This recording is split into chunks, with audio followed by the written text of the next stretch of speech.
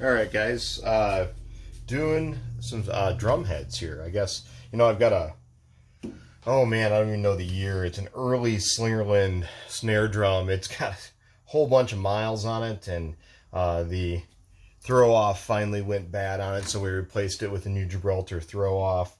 Just something that works nice and smooth. Now, we will hang on to these old parts, though, because it would detract from the value of the drum, I think, if we didn't hang on to the parts. And so I guess a couple of things that I was going to do here is I was going to make a couple of videos. I was going to show you one, how you replace this head. Now, what I've already done here is I took the head off, I took the ring off. I looked at the bearing edge, which is this wood edge that you see inside. You can see it through this is the snare side head. You can see it through here, and as I looked at that head, I noticed there were some imperfections in it. So I actually took a little bit of wax and I worked through the imperfections and make sure that those get nice and smoothed off, because what you're really looking for is a good air seal around that head. Now, this drum's got so many miles on it, and the way that this head is built, look, Jamie just showed up. So kind of a Mr. Rogers moment. You can't see Jamie, but he's here. Anyway, this drum has got, there's Jamie. We're going to do some guitar videos in a few minutes too, but the interesting thing is this bearing edge on this head. This drum is so old that the snares have worn down the bearing edge. Kind of a really interesting deal. So what I was going to do is kind of show you how you put on, this would be the same as the batter head or the snare head, and kind of how you get it started. So I typically put that head on, I work it into place a little bit, I put the ring on, and then I start to put in the retaining bolts. And what I do here typically is I will take them down, and I'm going to take them all the way by hand, and I've already put them all in so the video is not too long.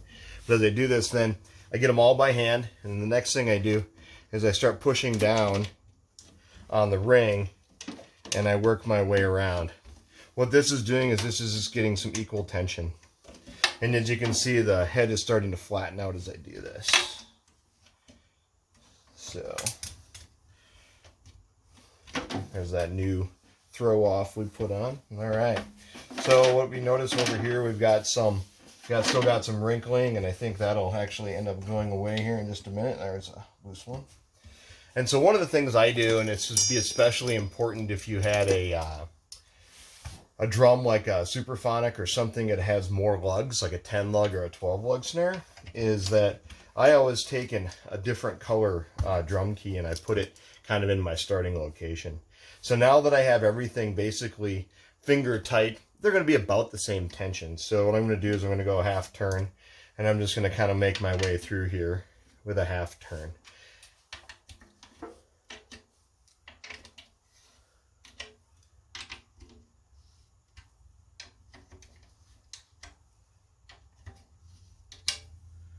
All right, starting to smooth out. So I think this is probably going to stay like that, because that's where actually the dip is in the ring, in the bearing edge. So kind of interesting. Now that I went a half turn, I'm going to actually go a quarter turn.